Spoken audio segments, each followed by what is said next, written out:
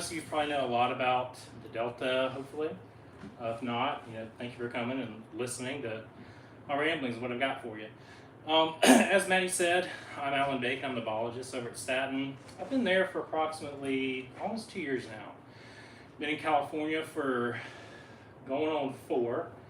Prior to the position at Staten, I was working for Cal Waterfowls, a waterfowl research program, helping their biologists and also getting to see all of California. So I've got a really good taste for it. I'd really like to hear. I'm from the South. I should have mentioned that. South Carolina.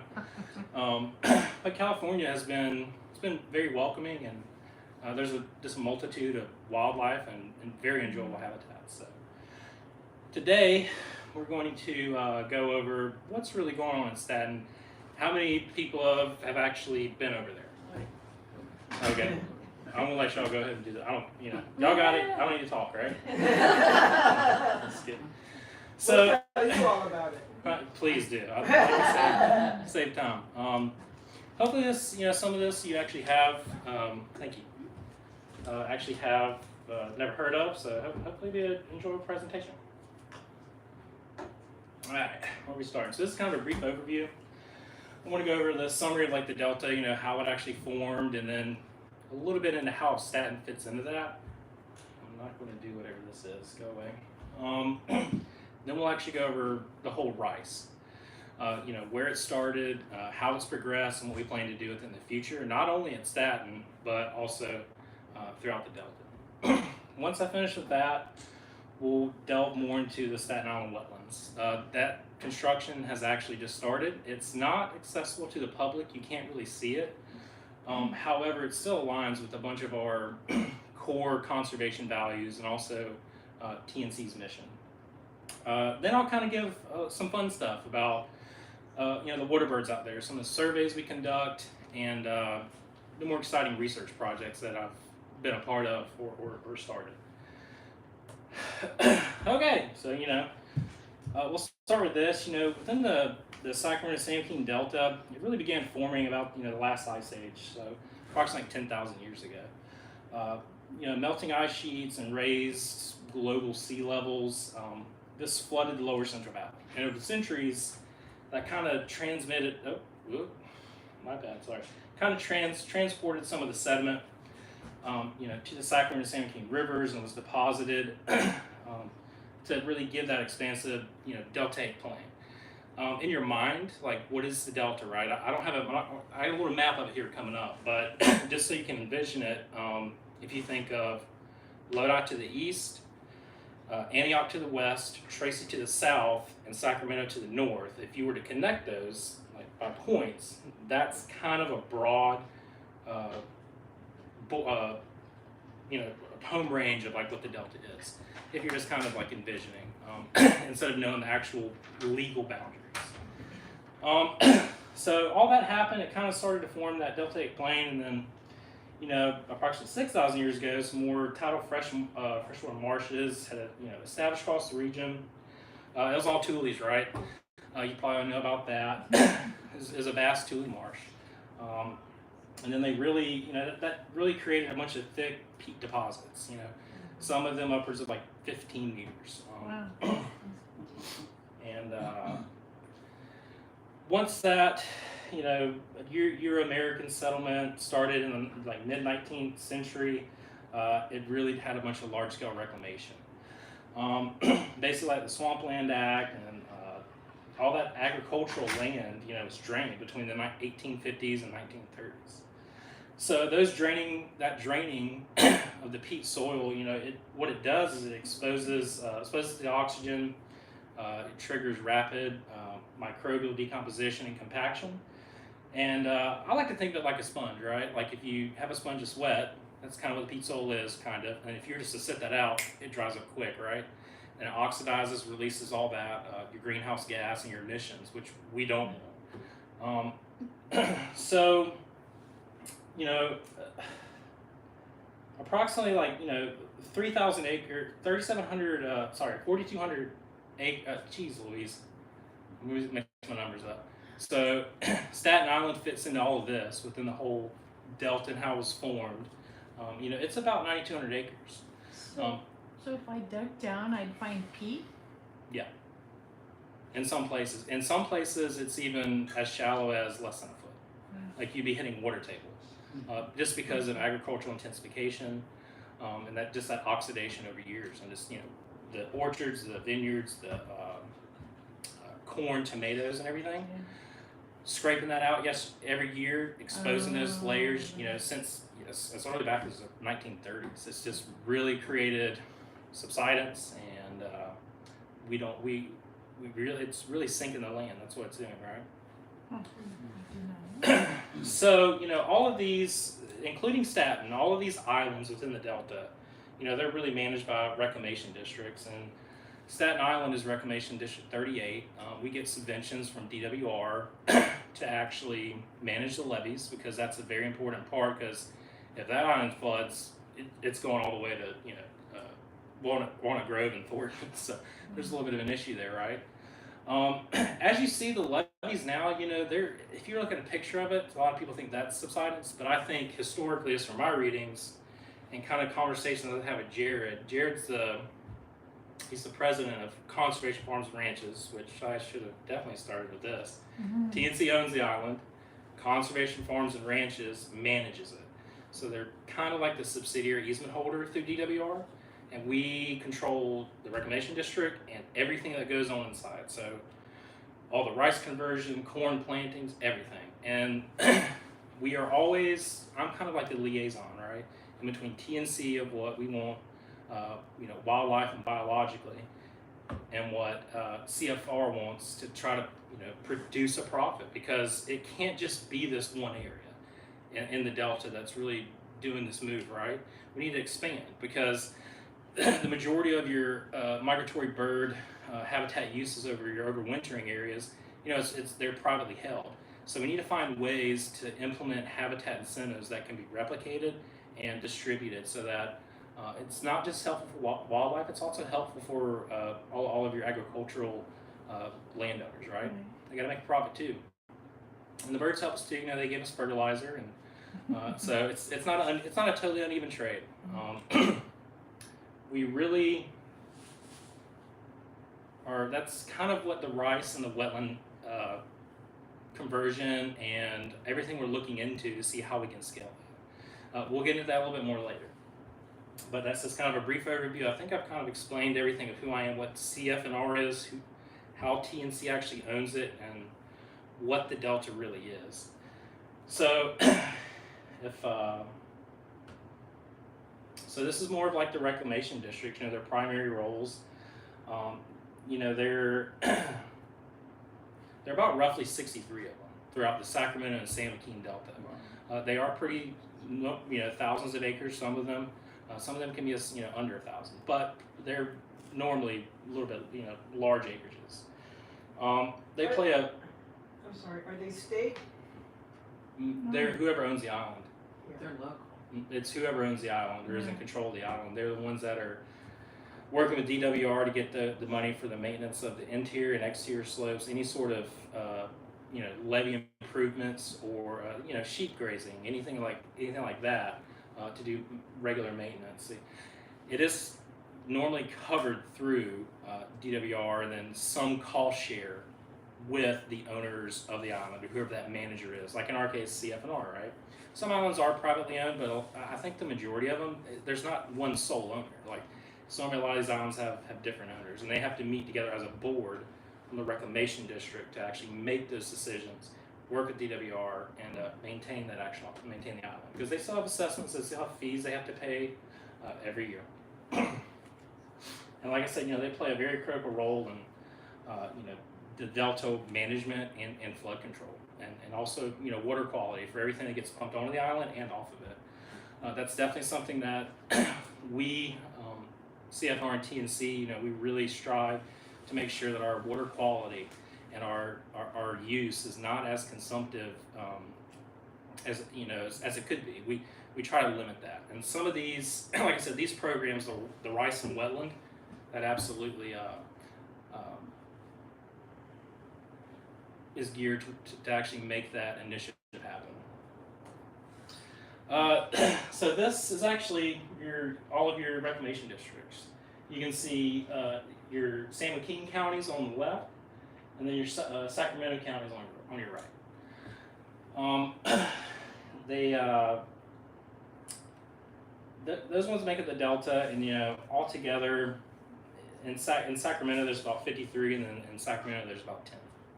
So it's a lot more within San Joaquin, which we are a part of for our reclamation district. Just to give you like a little forward in terms of a little bit more of like what's going on in the delta. This isn't entirely accurate. I kind of ran out of time. This is actually my acreages. But this is the rice coverage in the delta. It's pretty recent. Staten Island's kind of missing some. I wish this stupid pointer would work, but it doesn't work on TVs. Give me a town. Does it say Rio Linda there? Okay. Yeah, so this is Staten Island right here. Okay. See right here? Yeah, here you go. There's Galt, Lodi. Oh, so we're way up. We're sitting. If we were, you are here. The you are here sign would be way up there above Galt. Yeah. Yeah. So like I was saying, like Staten, that's not all the rice acres we have. I have maps that actually show our full. This is it's a little old, but our actual acreages for rice in the delta, including Staten Island, from what's not pictured on here, it's actually about 16,000 acres, a little bit more give or take. So rice is expanding. It is growing. So now we're kind of going to go a little bit more directly into rice. So you've gotten an overview of what the delta is, what it contains, how these islands, what their initiatives could be, and what it's supposed to be. So we'll go ahead with a quick little history of Staten Island. Also, if I'm talking too fast, please let me know. Sometimes I do that, and everybody says Southern drawl. I can't really tell anything. So I will enunciate. Just tell me. That's good. So looking at the history, Staten Island, it's been quite a progress since 2019. On the southern end of the island, that's when we really started with about 354 acres of rice within one specific block. Prior to 2019, corn was absolutely the predominant row crop.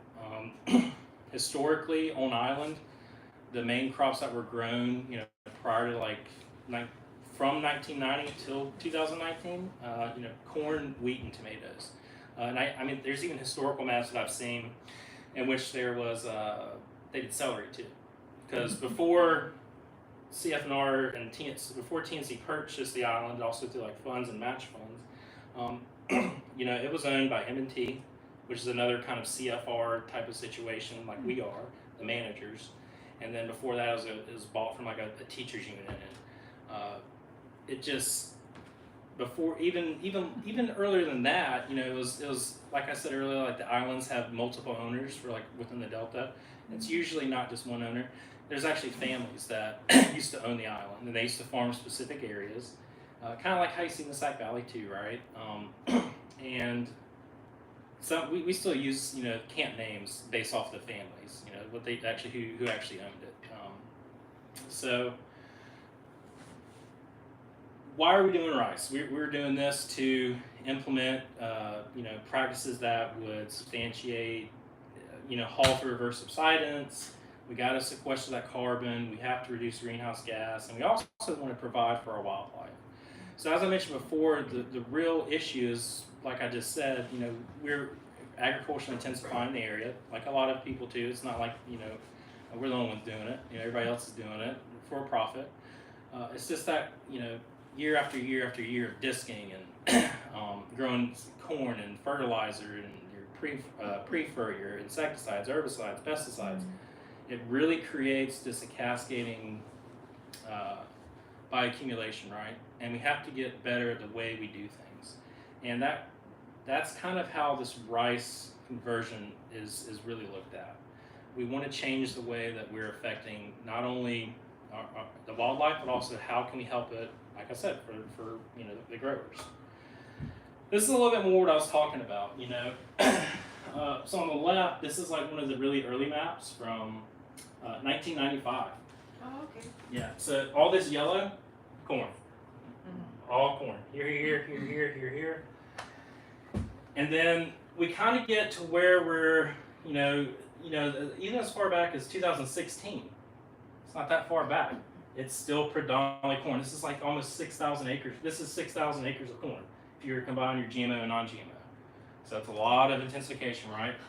And it really switched, I'd say probably like 2007 from these traditional, wheat, corn, tomatoes to where we're starting to get what Staten Island looks like today. It's not these exact same things, but we started incorporating like alfalfa in I think 2007. Nope, sorry, 2012. 2012, and potatoes and leasing out pasture to try to get different practices to figure out a different way to actually farm and do something a little bit better than what we have been doing.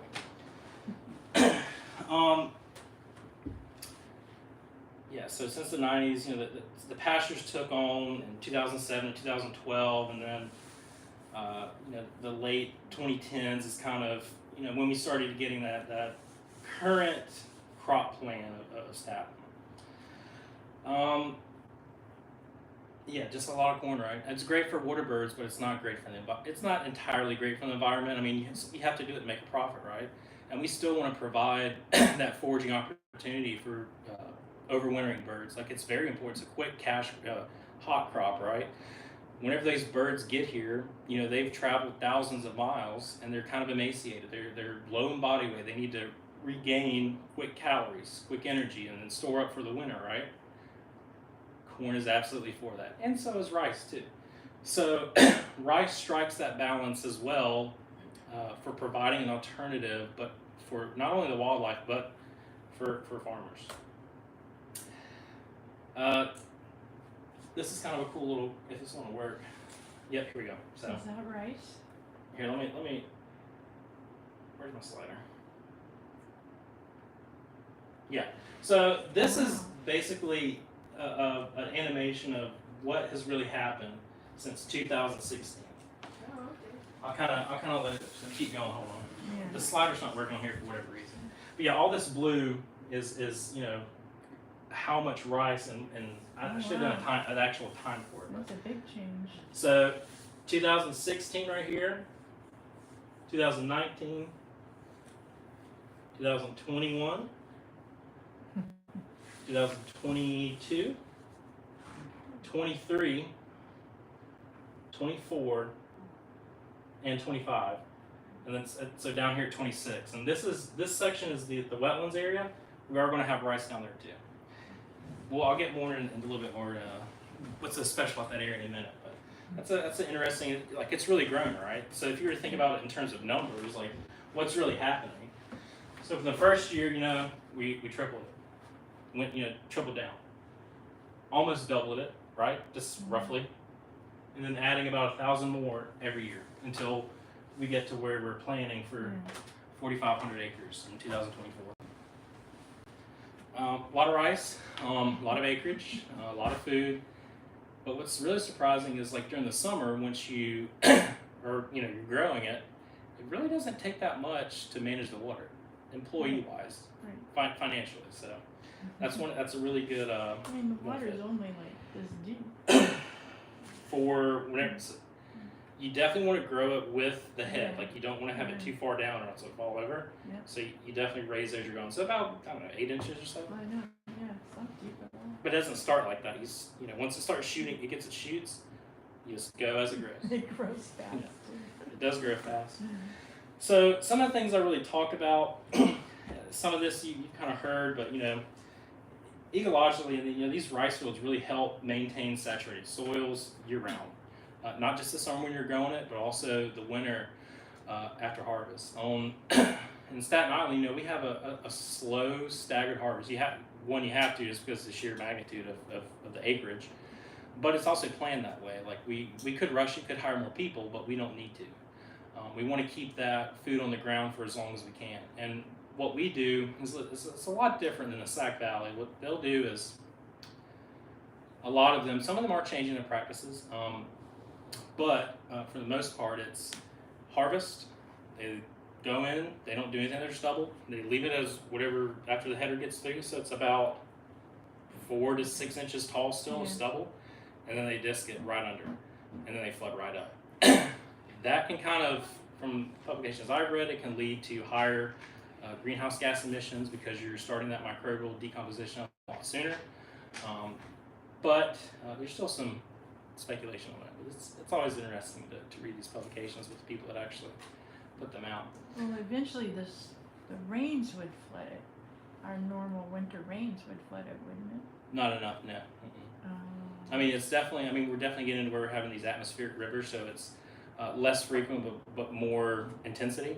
Yeah. But it's definitely not going to flood what we need for rice. So, well, I mean, like I said, so what we're trying to do is we can't wait till winter. Like, we do a delayed flood up, but we do also try to provide habitat for shorebirds. So what we'll do is we'll stagger the flood up schedule. So whatever is planted first, that is what will be harvested. And normally it starts from the north end and the south end of the island, and then reverse for drawdown. And so, like I said, we'll harvest it. We'll have about 4-inch stubble, 4 to 6 inch stubble. Then we'll go back through and mow it to about 1.5 to 2 inch stubble. So that's creating more organic material that will decompose faster. And then long term, so 10 plus years, that's better than as opposed to disking it under and still having that large, slower decomposition rates, right? So you Theoretically. you don't disc under at all. No. We leave it for the migratory birds, and we try to leave it out as long as we can. You still need, I think it's about 90 days of flooding to actually get all that decomposition that you need. Yeah. But it makes it easier too for whenever you're going back into plant because you don't have to do as many passes with the disc or prior to whenever you plant it. Yeah. And it's also keeping the soil a little bit more saturated, Right. so it's easier for germination. Mulch, yeah. Easier germination for your seeds, and it's just we can't fly our seeds on as they can in the Sac Valley. Mm-hmm. And if you think of how they do the rice, they're flooding almost as soon as a lot of them as soon as hunt season's over, which is kind of sad because you still need to have the habitat for whenever your migratory birds come back, whenever they're migrating north, right? So they have food that they can't. That's technically still growing, right? Come April, May, it's kind of a I would say a deficit with like some of the colleagues I've talked to. It can be considered that, I guess. So it's ours is a little bit different. We also try to we do that slow staggered at the end, and we try to go until March. And there's even some fields that are flooded all the way until mid-April before we even get that drained off. But that's okay because, like I said, that reverse cycle, we're able to start back again at the north as they dry out, and they keep moving down and still keeping habitat for birds to really eat. Those invertebrate communities that have formed over the season because they need that chitin, right? Because the females egg production, that's the big thing they need, right? So it's very important for them. So, like I said, they also provide that's in a part, like I said, for seasonal shallow water habitat for ducks, geese, shorebirds, cranes. It supports a lot of biodiversity, and this aligns with a bunch of conservation goals. Talked about the aquatic invertebrates, critical food source for these birds. It just enhances that ecological value of the landscape. Rice fields, like the surrogate wetlands, kind of, right? Yeah. For all of California, since they've lost, 95 or even higher percentages of that throughout the entire state, and it's just they're really helping filter that water as well before it gets pumped out, because the way that most of these islands work is they use a siphon. It's not mechanically driven. It's actually more of there's on the exterior of the levee, there's that arm that reaches out into the river channel, has that filter on it, and then it goes up to the apex of your levee, Yeah. and the other side goes down Right. where your output is on the interior slope. You basically cover off one end, suck out the air at the apex, Yeah. and then you open that cover and this atmospheric pressure, right? Oh, wow. And it'll keep it going. Kind of a garden hoses. Yep. Mm-hmm. How And far then below the river is the Staten Island? so I don't know the river. I can tell you sea level. So from north to south, it increases from about 3 feet in the north to about 16 to 18 feet. That is a very good question, and historically, like from the things that I've read, I wonder exactly, like historically, how even is it? Because we've looked at elevation change maps, and some of them aren't even half a foot difference from 60 years ago. So you're like, how close was it really to the riverbed, right? for the naturally. But that's something that was never really established, and it's definitely worth looking into. I think those river, I think it's like maybe like 8 to 10 feet in the middle of the river for the McCollum that actually surrounds. I have to look at that. Those numbers might be incorrect. I haven't looked at that in a long time. So yeah, so that's kind of the ecological purposes, and then let's go into the farmer benefits. From the farmer's perspective, it definitely requires less labor after planting compared to row crops. We reduce the need for frequent equipment passes after cultivation and also pre-plant, right? Water management, it naturally suppresses weeds. It keeps it down. Now we keep our fields in 3 to 5, mainly 5-year rotations, and over the long term, you will get your disease, bitter rice. You'll also get, they start adapting to the herbicides. And so you have to really control that weed suppression. What we do, and we found that really works best, is you rotate out to corn for a year. So if you remember that block from 2019, last year was actually it's 5 year. I don't know, the first year was planted in corn since 2018, and we're looking at how those yields actually change and how that soil has been amended since that 5 years of rice. We also have other, covariance towers that they take measurements for gas flows and everything. So that's something that Hydrofocus and Steve Deverall, you can see some of his publications in here throughout my, actual facts throughout the entire presentation. But we are definitely monitoring that. It's not something it's lost on us. So how much pesticide do you use? I don't know the exact quantity. Mm-hmm. We definitely do have to use it. Yeah. Because you have your weevils, you have everything that it's just one thing that happens. And with the rice though, and the way the water is moving out for our water quality, it is coming out cleaner than it's coming in technically from USGS. So it is being sequestered within the soil and moving to those plant materials. And I think it's only going to get even better as we incorporate wetlands into it to kind of still filter that back out before we empty out our island basically into the river. We have 2 pump stations, one on the east side and one on the south. And like I said, we're definitely making sure that the water quality is not getting any worse. There absolutely needs to be research into your neonics and how that's affecting bioaccumulation within that, and the songbirds and the raptors and the passerines, passerine songbirds and everything else. Right now though, the funding's hard to find, and there's also, it's interesting times to say the least. And, in the future, that's definitely something that we're trying to evaluate more.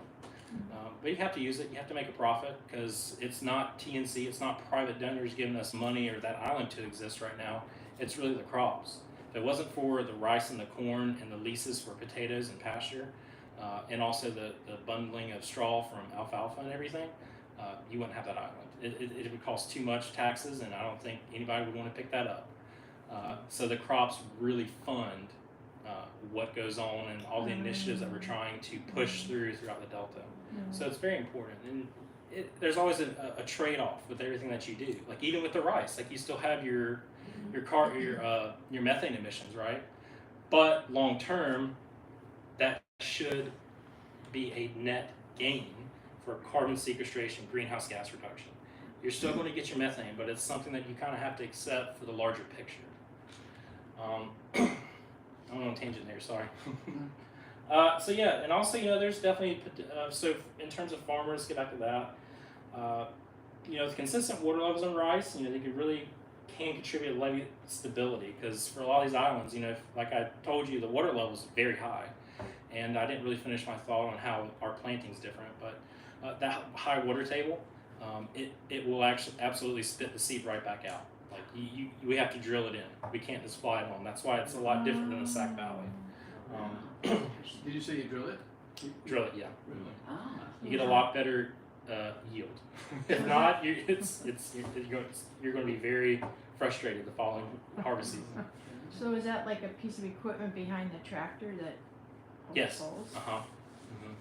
It's kind of I guess I had drone video of this. I should have uploaded that. Sorry. Yeah, it's on the back. It drills it in and it closes it behind it as it goes. Wow. You got So to it dry keeps it it down around. for that, right? Nice. Get the equipment on. You got to dry it down-ish. Oh yeah, absolutely. Yeah. But once Balloon tires. that's just typical your typical hydrology, and you have to do it. Alan, do you pump more water off the island than you bring on? We can't measure how much we bring on. That's the only hard part because you don't know what your actual efficiency is for your pipes. Even if you know how long you turned it on, you have fluctuating river levels, so it could be a different efficiency. Even if you know the time and diameter of your siphon. Do you suspect that you pump more off than you bring on? Oh, absolutely, yes. I mean, if you look at our bills, absolutely. Like, I mean, it's close to like $700 grand because it's got to go up 30 feet before it goes back Yeah. off. And you also have to account for the rains too, right? So that's a lot more that we didn't even intend to put on. So it's definitely. You could almost grow crops without bringing water on down there. It's No. too unpredictable. I wish. We are, we do have some recirculation pumps, and that's also going to be a part of the wetlands. There's actually a recirculation pump right here, and then we're also going to have 2 more right here. So technically there'll be 3 total pumps here for recirculation and getting any extra water. Because I'll get into the wetlands in a minute. This is going to be a very interesting project, especially with the first year of creation and talking about peat soils. We'll get into that. But yeah, so we will have recirculation pumps. We will try to make sure that we're as least consumptive as we can be. So this actual recirculation pump here, if you driving down the main road, you see that main drainage ditch on the east side, right? It actually pumps water from drained off water from here to this entire block, and that's 320, about 400 acres. That's actually recycled water use. So we're only trying to get more. Pumps are expensive though, so we gotta hopefully get more in the future. Okay, so we did the farmer benefits, ecological. So I touched on it. What the heck is this rice? Is it good? What are we doing? How have the birds used it in the past? What have they done since we've actually incorporated this rice? It's a big shift. It's a big shift from what they've known and historically of coming to the island, having that corn, that fast, easy hot crop. How's that rice doing? Like I said, we do stagger it, and we still have a lot of availability acreage-wise, going all the way until December. So we don't even have some of the fields flooded until December, just to have that foraging food availability. This is a graph of survey averages. Actually, don't look at that yet. I'm going to confuse you. So surveys, that's what you need to know, right? What do we do? The primary ones that we conduct on island between the TNC technicians and what we staff to see if we work together, TNC to staff that. I do with Billy. I think maybe probably some of y'all met him. We do. I've changed it. It's been quite fluctuating with how they've done it in the past, and it's not really completely standardized. And statistically, there's definitely different things that you could do to account for that. However, there's a lot of covariates that are happening on island that you can't really attribute one thing to the other in terms of management of what's driving selection, right? But I'm trying to change things how we do that. So our surveys, before I go on a statistical tangent.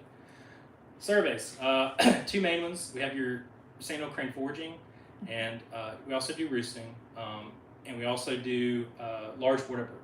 We have pelicans, we have great egrets, snowy egrets, great blue herons, and then your geese are also included in that. Those are the most abundant birds. That'll be your snow goose. There are some Ross, but it's predominantly snow. Also your cackling geese, heavily, 90% probably. Aleutian cackling geese, and everybody knows the conservation story with that. I'm assuming of how they, really finally rebounded from that bull deer population that was finally discovered, and then it just really moved forward with efforts from state and federal agencies to bring them to where they are today. They were down to about a couple hundred, now they're up to about 150,000. So Wow. it's a great story and a very relatively short amount of time if you're talking long term. And then also your greater white-front geese, or people call them speckle bellies, right? So we do those. I have started doing them every month, bi-weekly.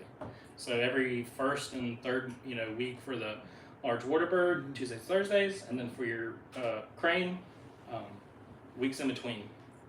Tuesday for foraging, Thursday for roosting. So historically, before we get into like how they're using the island and also how they're really potentially adapting to the rice as a selection criteria, just so you get a little a shot of. That's not what I wanted. Why does it keep doing that? Okay, yeah, we'll start with the cranes. So the cranes, we have our greater lessers, and you can't see for some of them from where they're standing from the levee, even with a wonderful scope. You get heat distortion, or it's just the actual field marks on those birds. It's hard to tell when they're in big groups. So we do have like an unknown, but we do try to define the actual subspecies when we're going through these thousands of cranes. On average, So you're trying to identify a bird from like a half a mile away. could be it sometimes, yeah. Yeah. We try to get as close as we can without disturbing the birds to affect, recounting. We also try to do these within 2 hours after sunrise. It can be hard, but the way I divide the actual technicians within the island for the loops that they conduct and the number they have, I think it's negligible for the actual recounting, because they at that time they're pretty focused on the food. You can definitely see it. They love that corn. And they love everything else that's in there within the soil for all their inverts. They're omnivores, right? They eat everything. The semen alfalfa, they like the shoots. A lot of people don't think they'll eat that, but they will eat the shoots. So just historically, all the way back to 2016, that's about all I have access to right now. I'm still working on it. There's a lot of different things we need to do. But your graders, lessers, we have broken down that. The wild year was right here, actually, 2020, 2021. The monthly averages, anywhere from like 4,000 to 5,000. That's because of the drought years, right? There wasn't a lot in the Sac Valley, so where'd they come? They come to where there is always going to be water. So that's why the Delta is very important, because we don't have water rights. Technically, if we wanted to on the island, we could just take as much as we want if we wanted to, but we don't, obviously. But we could. Yeah. That was also a COVID year, was there no hunting? Just a guess. They still had hunting. Okay, Well, that was a CWA. COVID year. They still had hunting. They're still hunting. Just one. But that's all. It also coincided with the drought in the Sac Valley. I think it was 80,000 acres lost or something like that, or they only had 80,000 acres planted. I'll have to look back at those figures, but not a lot. There's guys out there that blast sandhill cranes. What's that? There's hunters that blast sandhill cranes. No, we don't allow that. You can't shoot cranes in the state of California. They're still a state threatened species. Right.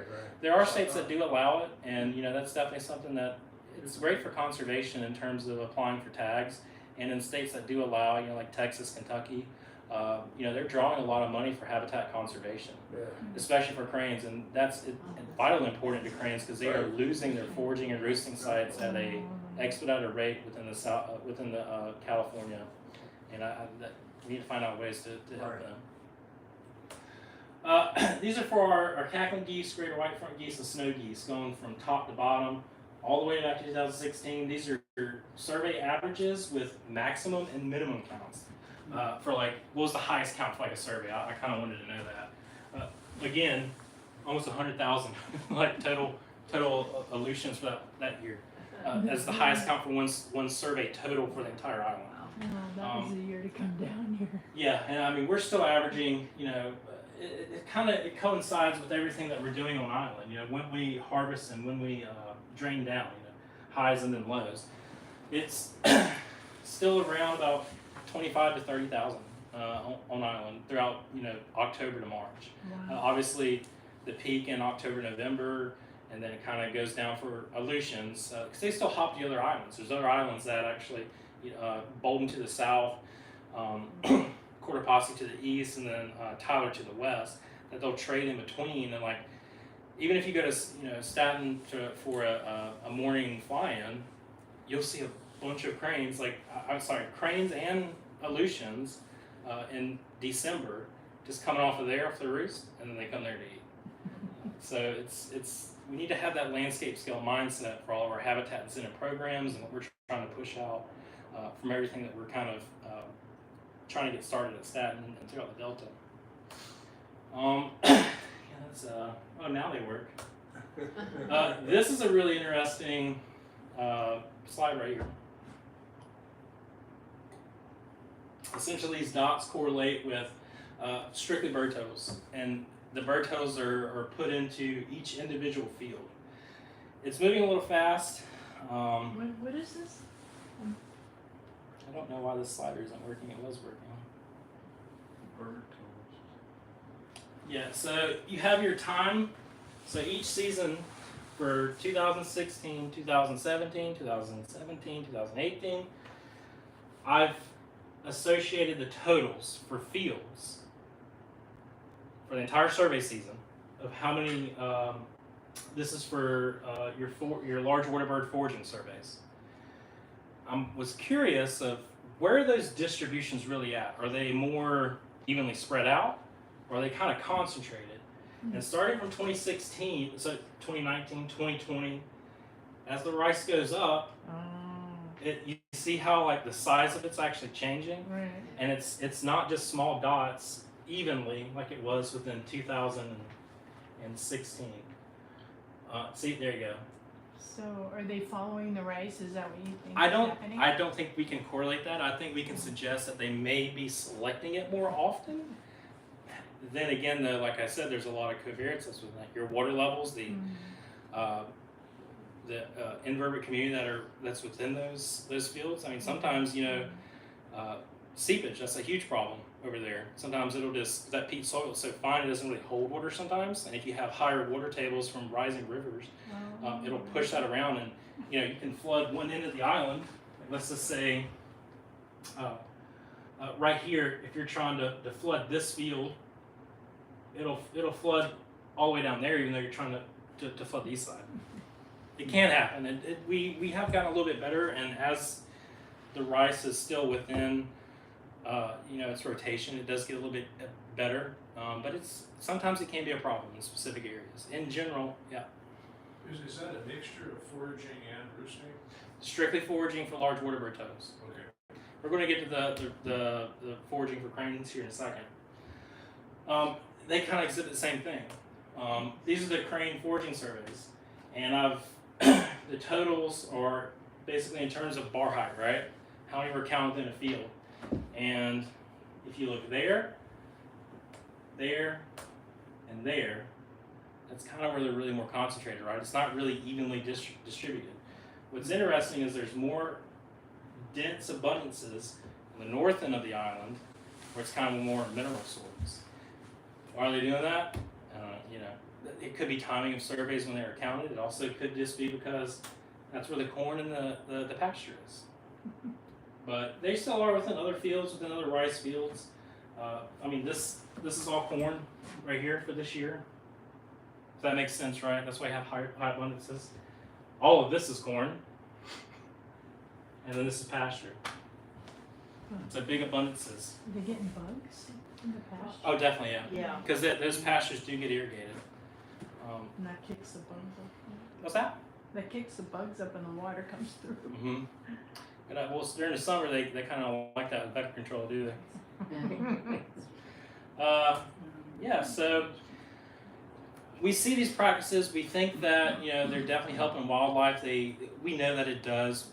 Sometimes you could definitely say that the data would suggest that they are using these fields more heavily. And I'm looking more into the data collected prior to all the way back to 1995, and then taking that same data, doing that same thing, and then doing those densities and seeing is it really what's being altered from the crop plan, or is it just historically where they go for that field? Who knows? That would suggest that it is correlated with rice potentially, especially if you look at it on a monthly basis. I do have one for that. I probably should have introduced it, but looking at those densities over time, you can see they're kind of. It's funny. You can see it's going ahead of where of what we're flooding. Like they're going to the adjacent fields that have been harvested, have that waste grain, and those densities changing over the month. That's kind of what we see. But you'd expect that. I mean, and proportionally, there's more rice, so yeah, technically they would be. That's what they have to choose from, right? So it may not be more choosing. It may just be because proportionally, there's just more rice. So, but we're still harboring a lot, and I think the more important thing to do would be to calculate from how many birds are on island on average to what's available foraging wise to make sure we have enough of these birds for the long term during their winter migration. So, future, we want to maintain this acreage and we want to continue with rice production. And, we're kind of at the antithesis of where we're at with like about 4,400 acres of rice and a little under 2,000 for corn. So we still do have a lot for foraging availability. Like I said, these rice fields are rotated out for 1 year, and that helps with your disease, to try to alleviate that, reduce it, and also any other pest elimination that kind of accumulated, and then also herbicide resistance and also weed suppression, just because you're able to go in there to the corn, do a little bit better with the herbicides you use for that as opposed to your broadleaves, right? So Are they just left fallow for a year or putting a different crop in? some areas we do fallow. However, it's not common practice. There are studies that are being done by UC Davis, the Ag Extension, looking into cover crops, seeing how that affects the soil, nitrogen. They actually do a bunch of veg. Some of the veg and your legume stuff. So they do like a mixed seed variety too, and we're seeing how that helps with your nitrogen compositions within the soil and how that affects crop yield and what it really does long term. So there actually is somebody looking into it and different ways to think about habitat management. So like I said, the Delta. How are we going to help get this 60,000 target acres of rice and 30,000 of wetlands within the state plan? It's a big goal, but we are trying to implement such programs as like the Delta Rice Conversion Habitat Incentive Program, which I've been a part of helping with TNC and the Delta Conservancy. And basically, it's very. It allows compensation for these growers, not just to help the wildlife, but also to help them long term. And it also kind of stabilizes the market of rice within the Delta because there's not limiting factors for water, right? So essentially, we're hoping over time that'll make that market much more viable. And there's also other considerations too, like where do you go for rice storage? Do you have storage? I think it's in Stockton, so it kind of is a little bit far away. If I remember correctly. Price of gas, that's. So you're putting more what you're doing for your carbon offset to do that. So we're trying to figure out ways to get something closer, and that's in the works that we're looking at. I've got a question. You said in the previous slide you said replacing possible vineyards and orchards. That's a long-term decision for the farmer to pull out a vineyard that might not be good right now. So you're assuming the rice price is good for 15 years? 5 years at least. That's what the incentive programs are for 5 years. Investment to take out vineyards, which now might be not doing too well. It is, but then long term they're going to increasingly have more costs for them to produce it. Right? Depends on the price of rice So and the price of oil. so the benefit of this is a low labor approach to farming. Low labor and greater benefits to ecological value. In terms of not only how you grow it, but what the outputs are after you grow it. So it's just a better practice ecologically. Hopefully the market will keep the same. That's the goal. Your rice production is certified organic or No. Okay. We grow M286, I believe. It's a type of sushi rice. A lot of sushi in the nation. Yes. So, Bob may have something about this, but at Peltier and Ray Road, they've taken out a vineyard and they're putting in rice crop or a grass crop of some kind, cause they have, where the vineyard was, they have checks and they're flooding up right now. Mm-hmm. So That I sounds wonder if like that's rice. part of what's going on here. I'd have to look. I'd have to look on a map to see if it's that's actually a enrollee or not, or I'll have to go there and look. I mean, I wonder if they're flooding it Did you just find out yet? because they're about to do another crop and they don't want weeds on it. Hopefully, you don't get it. You have to flood it deep to kind of suppress that, but you'll still have your water grass. Depends on what the soil is and what the seed bed is. I mean, we have fields that we have fallow, and that water grass just comes to you crazily. Even if you do spray, it doesn't matter. So there are definitely cons there, pros and cons, everything you do. Always a learning Will the experience. goats The next year is never the same.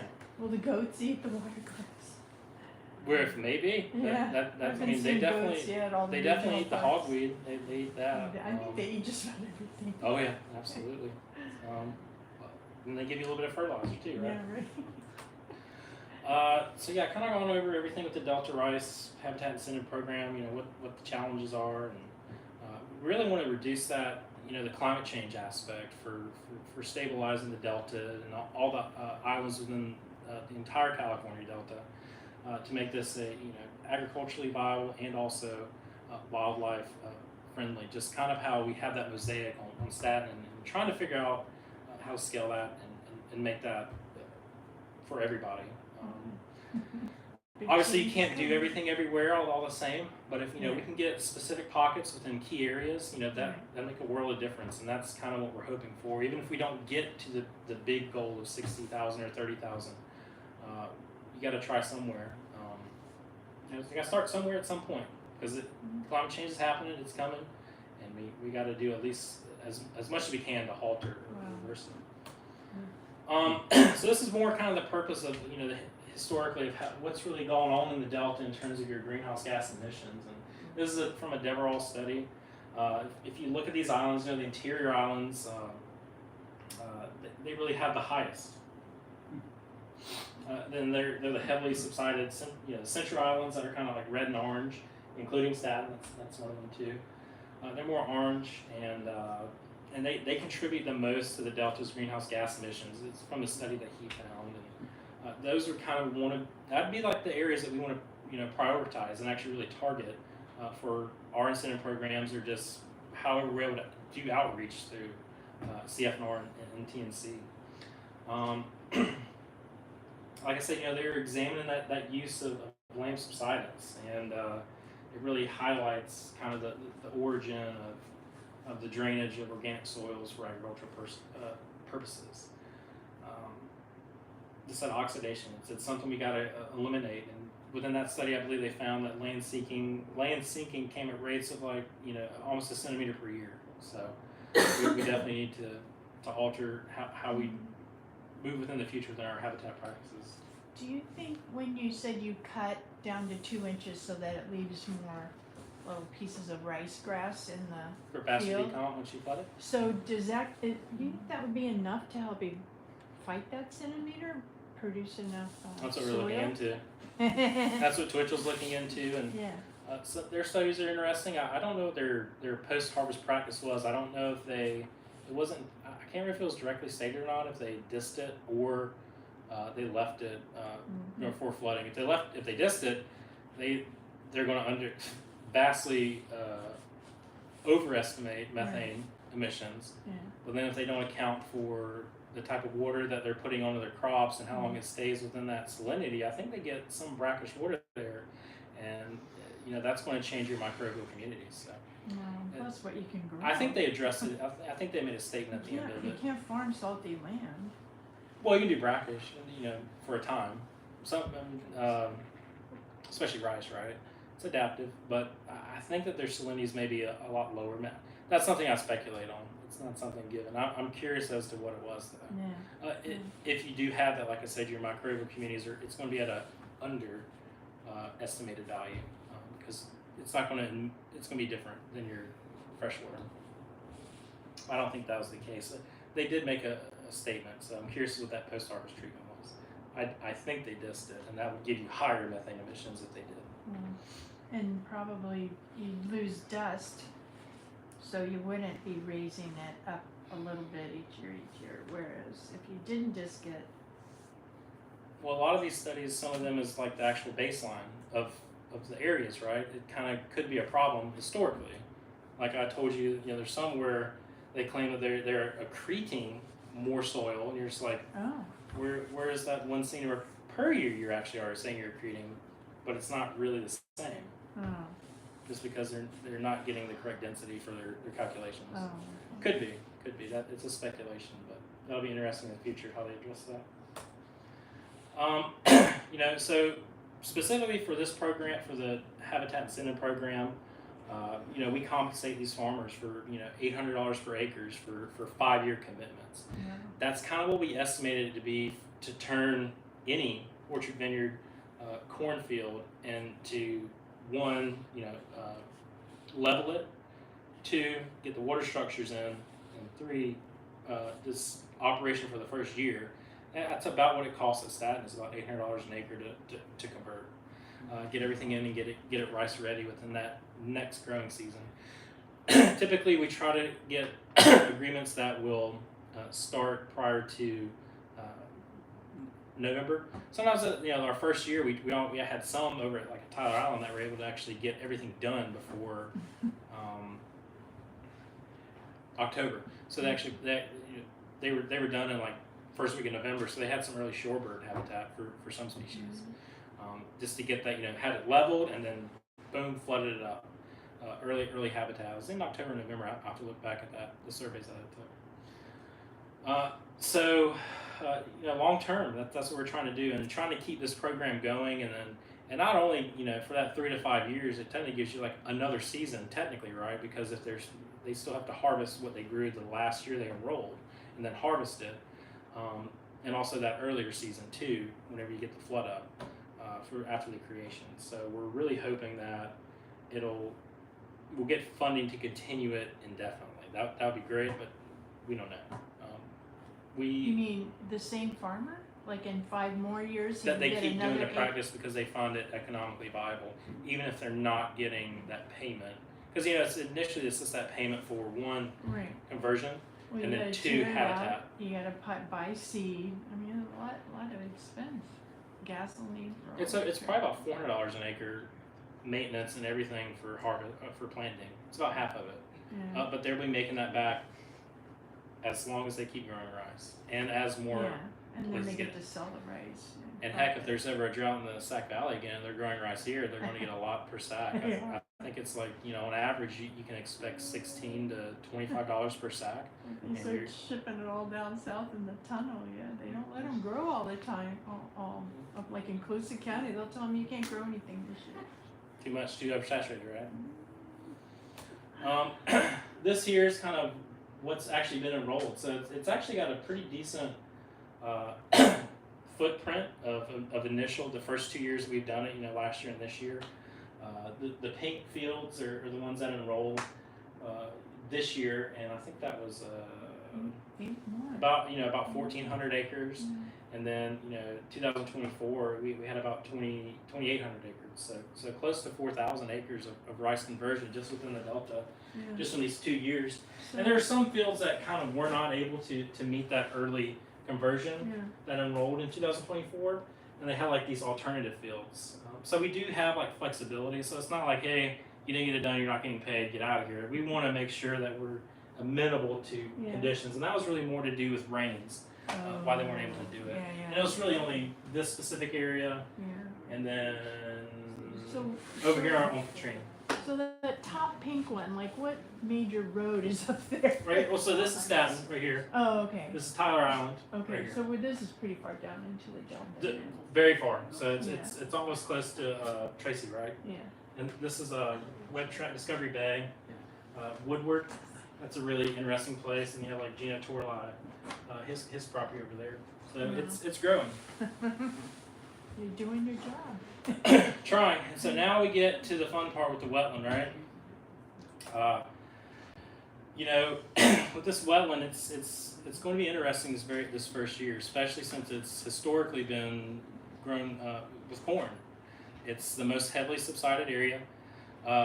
and it's the lowest in elevation below sea level on the portion of the island. We really want to assess converting to corn, from corn to a mosaic of rice and wetlands is economically sustainable while also delivering environmental benefits. And there's going to be a lot of monitoring with this whole project. It's 1,000 acres. Right now, we just started. We're about to start on the most northern section. I'll show you a map of that, of what it actually entails in a second. But we definitely want to monitor those covariance towers. Your carbon dioxide, your nitrogen fluxes, your subsidence rates, your water bird usage, and everything else that is associated with the creation and maintenance on it.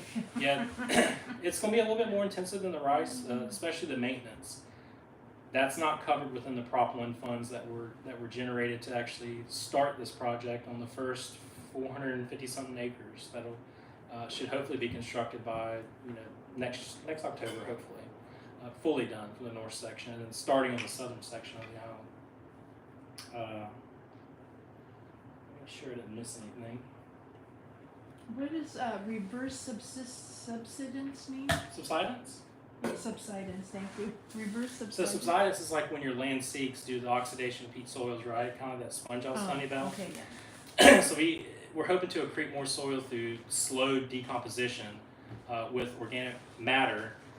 Not above the water line, but on like your anaerobic area. So you have your peat, and then you want more soil above it. You would hope so, yes, Yeah. and that gets incorporated down, and it could help with the water level. So Right. long term, it'll help with water level management, not only beneath the island, but also on the outside as it grows out. Broader impact. It's kind of the same things we mentioned. The greenhouse gas modeling and the data is what we're really interested in. And Hydrofocus is going to be one of the key companies that does that with Steve Everall, and it'll be very interesting to see how it actually occurs long term. And what's the name of that company? Hydrofocus. Mm-hmm. Hydro Focus. Focus. Okay. Mhm. I'm hard of hearing. It's Oh, you're good. It's me. I mean, they've done other wetland projects in the Delta, such as Twitchell and Sherman, and I've been over there. I've seen them. Some of their target practices were interesting and what they started it for, and it's definitely good for carbon sequestration over there, but it doesn't have the most. I wouldn't say it has the best wildlife foraging opportunities with the way it's managed, and I think some of it may not even managed from the beginning. So it's very vast with tulies there, which, like I said, that's good for carbon sequestration. That's a good goal, but we kind of want to have something a little bit different than that, not just a vast array of that. And so it's really more about adaptive management, and it's absolutely what we're going to have to do with the creation of this and learning how the peat soil is going to be moving with the seepage and what could happen out there. Do they have studies in Ireland? Isn't that a big peat bog? Big peat bogs, yeah. Does that help? Can you read their studies? I think that their deposits are they're a little bit different. Oh. I think their OM percent is kind of different than the peat soil here. Okay. I think it's higher there, more dense. I'll look into it though. I have a textbook of wetlands. This is the actual project area, and it's going to be a mix. Overall, there'll be 6 semi-permanent units. Those are the green. 4 seasonally flooded units. That'll be the pink, and then the light blue on the north and south. That's the rice that I was talking about. That'll still be down there.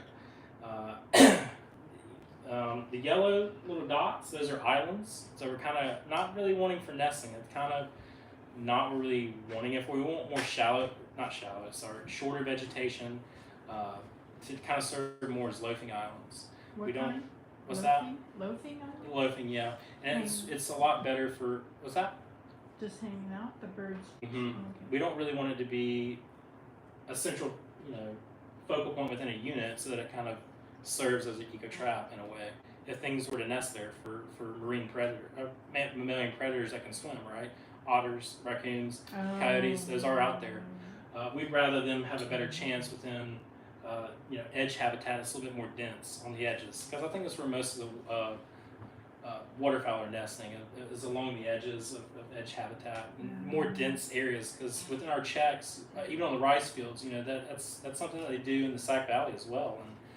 And even though it's linear and it's easy to travel, good luck walking down it. Even if you're a predator, like I've done it for nest searching, it's not fun. Those pheasant up in Coosa County Mhm. were abundant, and Yep. they would, because the bird dog when I was training horses would go out on the check, and all the pheasant would So- fly up. So our rice checks, we don't knock them down and reform them every year. They do that in the Sac Valley, try to combat whatever small mammals are going in there digging holes. We don't really have too big of an issue with that. We want to definitely stop soil erosion, especially with whatever prevailing wind we have. So we plant actually for some of them. We started planting corn like on the rows in between, and later in the Excellent, season. yeah. We'll go back through and actually later in the season, I mean by like November, we'll go through so that we can chop it down for extra foraging value for those cranes and Oh, wow. geese and everything. They will go on those roads and use that. And it's the road's about 15 to 20 feet wide within the checks, so it's very dense cover, and we that's a don't big mow check. them during the summer. If we do any mowing, it's the the horizontal roads, and that's only because we have to access the risers and everything. And we only do that for specific roads. So there's a lot of nesting habitat for bitterns and any other upland nesting birds, and we try to keep that consistent year after year. If we don't have to mess with the checks in between, we don't. Yeah. It just creates better wildlife habitat opportunities. So the swells, the swells, that's gonna be connecting all of our open pockets, especially for like the semi-permanent areas.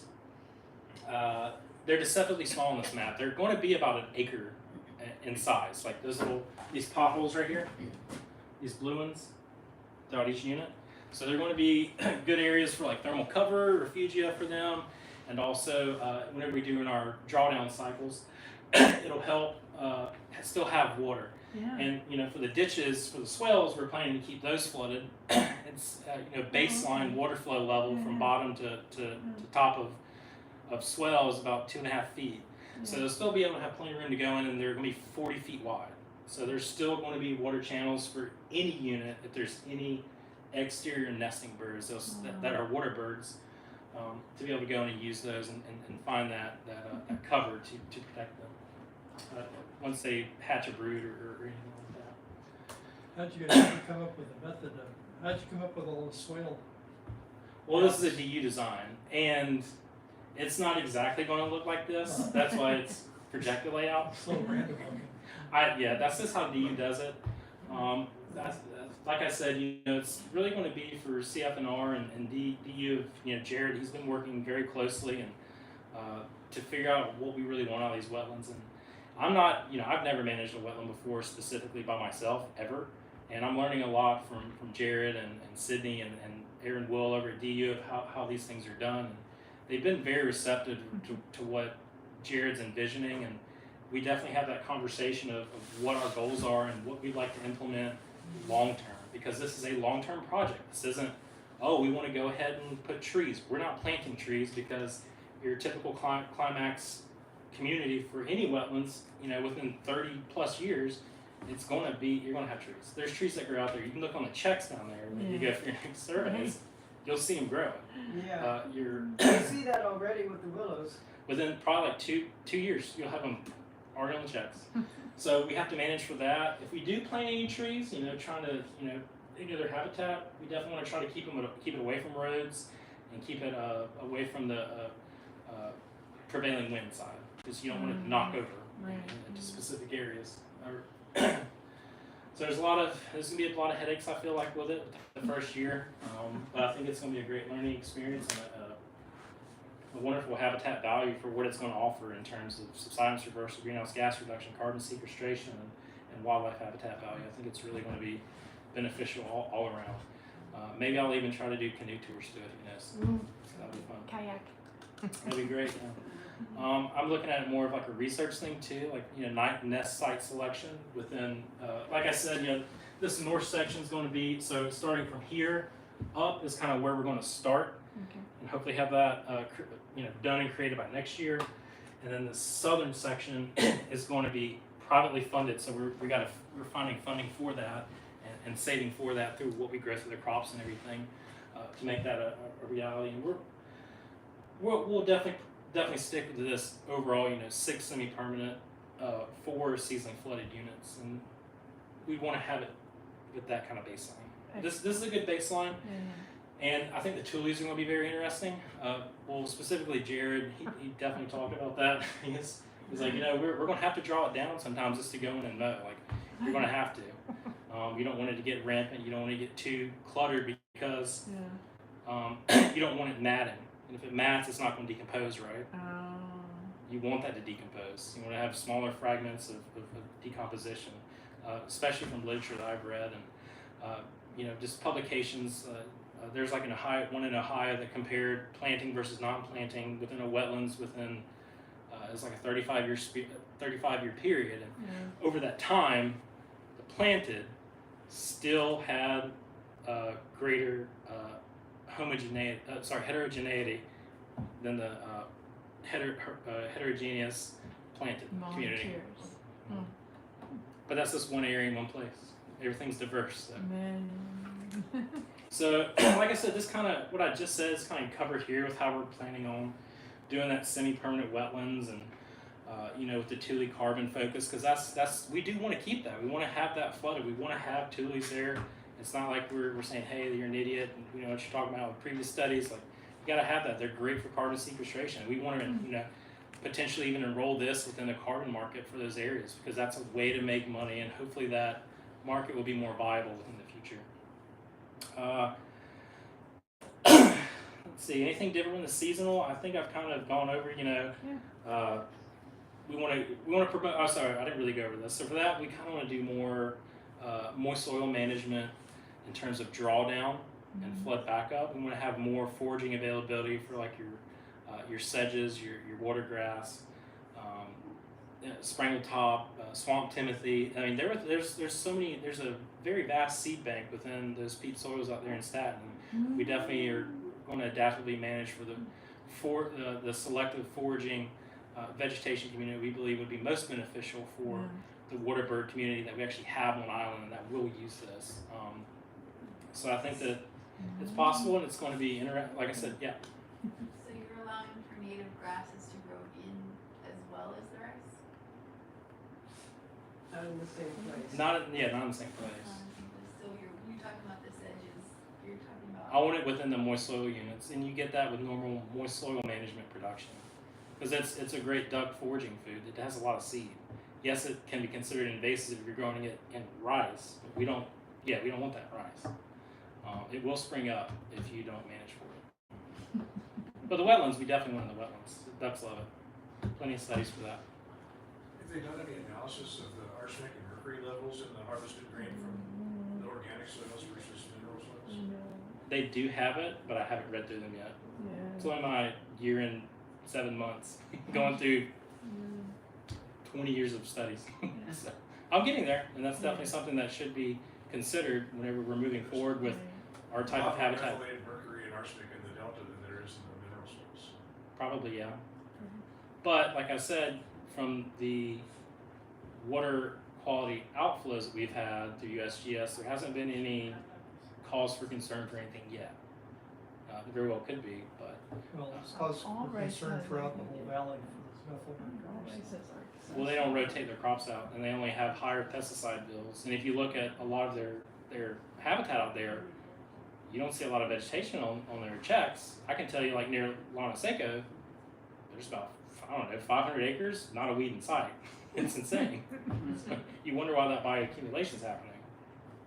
Go take a look around. This is the management schedule.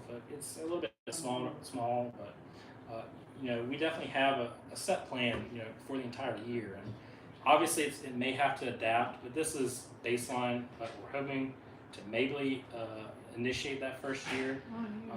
Like I said, it's semi-permanent on the first column. Try to keep this flooded as much as we can until we have to go in and really push those tules back. So it doesn't, we want to promote that decomposition at a faster rate. not the slow decomposition. We want to make sure that soil is actually accreting correctly, and in terms of like measurements. And we want to establish a better baseline for our wetlands as opposed to some other publications that may have not addressed that issue. Having a baseline, you have to have that for comparative That's studies. amazing. So, and You guys are gonna be so busy. oh, no. One of the big things we're also doing to try to curtail, the movement of water is we're also going to do like solar panels on island to try to get off the, grid, so to speak, I guess. Create our own energy, like these two, Pumps. the pump, yes, the Yeah, biggest cost, I know, around they're over 700 really grand just to expensive. pump that water out. And these solar panels will not only help with the two pump stations, but also be the entire island, and also all the pumps that are going to be installed for our wetlands. So, Yeah, that sounds like a good idea. it is, yeah. It's going to be big. Like if you next time you're on a survey and you at the pump area, if you look to your left, that open area, that's where it's going to be. That's what this is on the right. You can see the ditch line to the north of the red box. Good idea. So hopefully it'll work out. We still have to do a loan through TNC and then get all the proper permitting and everything. Am I at time or something? How long have I gone? Have I talked too much? Yeah, but we like it. Okay, so I have some fun things too. That's everything I had. Before we move on to this, I figured I'd treat y'all with some crane research that we're doing. Some fun pictures and just a little bit of explanation. But is there any questions about everything I just went over? Am I an idiot? That's the best question. Are we fools? This is good.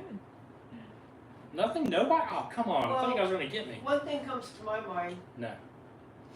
I'm just kidding. Oh. What you got? Just one thing. So all of this is gonna, are you guys worried about salinity? No. It's all fresh water Infiltration. from Macomb. Yeah. We are worried about salinity long term through the entire delta, which is kind of what we're saying to combat that. We want to do these practices as a mosaic throughout the landscape, right? Yeah. That's what we're hoping, and hopefully the tunnel too, right? That's a big thing. That's what we don't want. That'll definitely cause a lot of saltwater intrusion. So the more you increase the soil, the least likely that'll happen.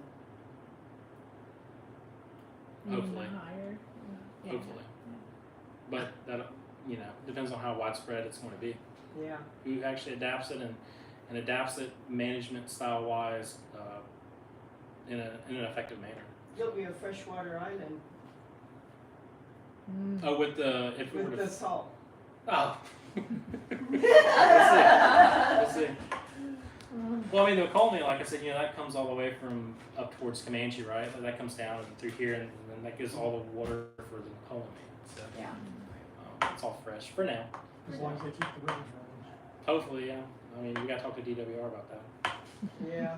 They've definitely been in some trouble before from the publications I've read. Have anybody read the Fall of the Wetlands Within the Great Central Valley by Philip Guerin? Is it Philip or Doug Guerin? I can't remember. Philip, yeah. The Kesselson Reservoir disaster chapter in that it's awesome. I remember learning through college about that, and also about the Bucket Brigade too that occurred out in NorCal. Had experience being able to go up there and actually experience like the worst of what Thule and Klamath looked like just through waterfowl operations through in sump 1A and 1B, and then you read these stories, you're like, man, I wish I could have seen it whenever it was in its heyday with those vast amounts of flooding and this. I think I was talking to John Bradenberg up there, and I believe he said that their duck production, whenever there was actually adequate water, 30, 40, I don't know, how long ago, it's like the biggest numbers was like upwards of like 500,000 ducklings he was saying that they produce or something like that. Wow. So it's a very important, it's also very important for the for their migration. It's 80% of all migratory water birds stop there. So it's sad to see, it's losing all that now. It's a good refueling site, or was. They caught a lot of water bird mallards and gadwall and pintail and ruddy ducks. Those are fun to catch. I like to dive. Ketchup? Yeah, a lot of fun. You have to get the banding data to get your population estimates, right? That's the main importance of that. So no questions on stuff? I'll be quick with it. I don't take probably too long. So we were actually able to take GSM transmitters in partnership with USGS and TNC, and I worked with them closely for rocket netting because I had quite a lot of experience with that at CWA. We were able to actually capture, I think it was 43 total cranes in the past 2 years. This right here is just a bait site. How tall, like, How do you keep from Is there breaking three those feet legs? tall? It just looks so Oh long. no, you don't have any volume? okay. Pretty big. Oh, the one on the left is a, what do you call it? Decoy. A decoy, yeah. I kept going, why is that one not This moving? is a grader. This is actually in the Sac Valley. We tried to get there, but it was a little bit harder. There's the.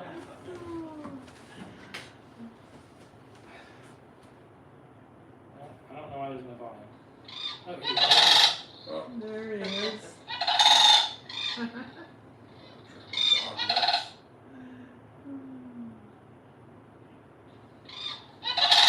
Yeah, so that's like the bait site. You actually have to be relatively close to the nets. Like you definitely want to make sure when you shoot it, their heads are down eating it. But it's a lot of See fun. it come in and fly away. Mhm. Oh. This is actually off of 99. You can see like it's a big rice holder site. Now we didn't catch any birds within the Sac Valley. Like I said, it's a little bit harder there. But at Staten Island, we did catch the 43. They're not used to people yet. Those are fun. You don't want them. Just from the GSM transmitters, I kind of overlaid it with enrollees from last year to see where their night and day. So I took all the GSM data and I organized it into day and night. Technically, like what that timestamp was, because where we'll they're take eating time. and where they're sleeping. Kind of, yeah. I mean, it's still, it's between 8 and 4:30 a.m. and then 4:30 a.m. to 6 p.m. Is day or night are kind of my criteria. It's just learning how to use this the spatial data is a little bit harder through R, but I'm getting there, learning it. But yeah, you see these big clusters, for their night. It's pretty close too, but then it looks like they're going out further between like the 14 birds, and they're definitely using the conversion fields here. I think these are about to be right here, about to be one there. So they definitely actually use these fields that are being converted. And that's just our locations for January to March. That because we only had that for these 14 for just that time period. So still going through the other data. It's a lot. This is basically what we do. We band them on one leg and we put the actual tarsal transmitter on the other. Yeah. Very small. So is it on this part of their leg or up It's the upper tarsus. the upper body, near the body? So basically above what would be our kneecap. Yeah. We take our different morphometrics. We weigh them. That's another grader. That's one of our colleagues, Jacob, USGS, and Mike, and we weigh them. This is just me releasing one of them. You release them on their belly. Sometimes they tend to come back at you, but more times than not. Actually, we caught that one on a road that was next to a rice field. So, what are we learning from this? Right now, I'm kind of still digging into it, but currently, we have the majority of them right there in Malheur. It's like right here.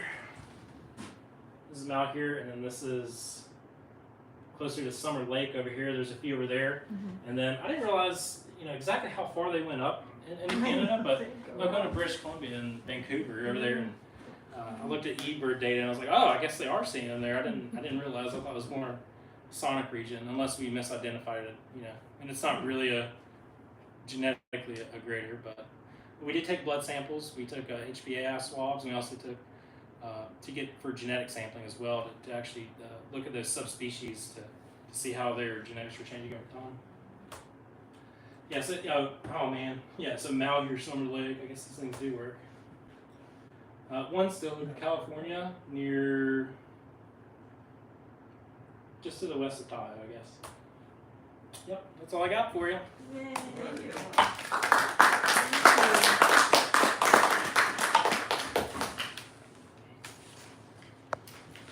Well, thank you, Alan. Good job. Yeah, thanks for Rice coming. farmers. Gotta educate them a little bit.